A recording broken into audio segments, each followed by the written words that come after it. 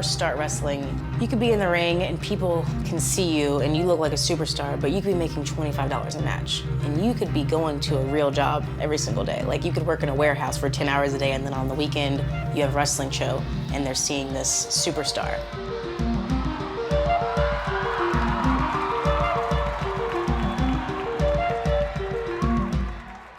Your wrestling career is about more than what goes down inside the ring.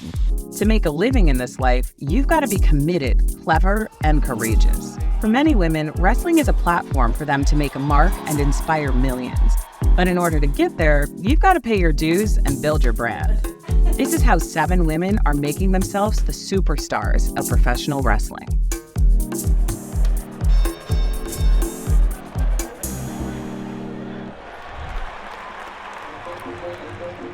There are a lot of things that are really different from the time I started wrestling and like what my expectations were versus now. When I first started wrestling, I was also like 20 years old and I lived with my parents and I had no idea what money like even really meant. Like I didn't know what was a lot and what wasn't.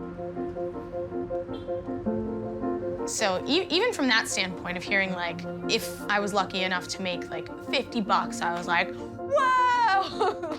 But at this point, if somebody were like, could you do this show for 50 bucks? I'd be like, I have to pay my bills. I've been in this for 5 years. What's in it for me? Ultimately, I would just like to be in a position where I can financially support myself and help my family. That would be like ideal for me. Initially, I think there was a certain level of validation I felt from like trying to get a big contract, because where's the validation for me and where's the validation of me trying to appease other people?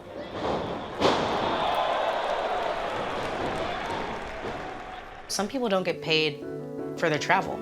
Like some people just get paid $50 flat and they're driving 4 hours there and 4 hours back for an opportunity. And I think that needs to go away entirely. One of the biggest misconceptions is that people think you're the superstar and that you're untouchable and that kind of lifestyle is unattainable, when in reality, we're struggling just like everyone else.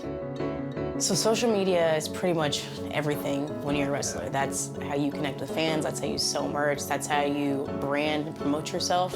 So you absolutely have to have social media and pretty much you have to have every form of it. This is on my personal one and then I just post like pictures where I look jacked. There's a lot of pictures of Billy, to be honest, like just, I thank you. Well, this is my job and I see it as a full-time job. So constantly having to promote myself, constantly having to work on new merch ideas and trying to find ways to get new fans and generate new income, because I don't have an employer that provides my health insurance. I don't have people that will pay my bills for me. Like, I just want to be an independent, successful woman, and I think I'm doing it the best I can. My full contract started actually this past December. Yeah, so it's fresh.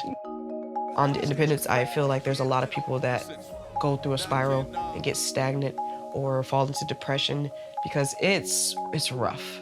Most people think it's like glitz and glamour, it's so much fun, you're in a new city, everything, but it is a hustle. And I guess for us, it was rough because we were both on the indies at the same time. And if we're both going on the weekends, who's watching Odessa? Without a child, I'm pretty sure that it's easier to be on the indies. But with a child, it just made everything so much more harder. Getting somebody to watch her and not making enough money for daycares and stuff like that, because like we were already on like WIC and like getting like housing assistance, and it was just rough. Like that rags to riches story that you see on Lifetime, like that's really was our life. It was just, it was a bad time. I started my Patreon last year in the beginning of 2019.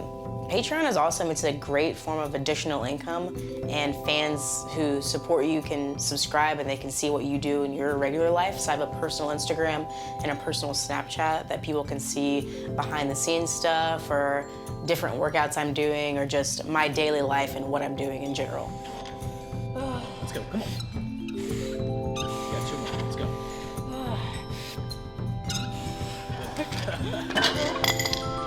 Oh man, I could not get that last one. I published a book called DMs of a Female Indie Wrestler. There's 3 different series, so it's a trilogy. And it's basically just messages people have sent me over the years that are creepy or weird or perverted. And I'm not necessarily exposing people, but I just want everybody to see what not just wrestlers, but women in general have to deal with on social media platforms. I just think it's really important for women to know that it's okay to be sexy, it's okay to be business-minded, and it's okay to be strong. I'm doing like real life stuff, and I'm actually having to work for what I have. Like, I'm in here brainstorming how to make more money 5-6 hours a day, and then I'm doing merch and working out. So I gotta juggle a lot of different things. Another. Good. Wait, baby. The only reason that I'm not working in an office somewhere right now is because I got contracted by Impact and I was lucky enough to have that opportunity.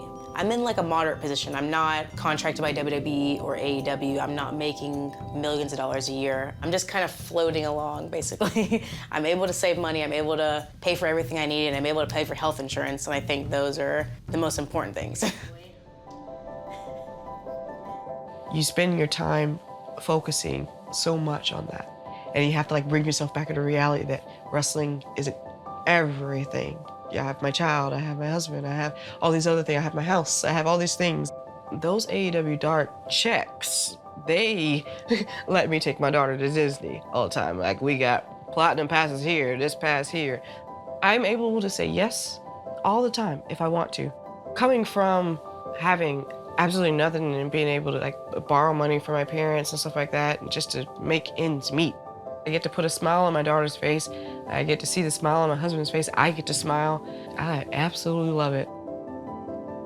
My family, like I said, is like the more important thing. And like, do I wake up in the morning and want to keep doing this? Like, will I have sunshine here? I've been doing this 5 years, and I don't know how close or far I am from finding my from reaching my ultimate goal. It's all about the ride, you know? I'm gonna have a good book one day to write. That's how I look at it. I think the most rewarding stories come from the grit and kind of like reveling in the dirt a little bit. Because then you can like get all cleaned up, and then when you're looking back, you're like, well, it was a hell of a ride.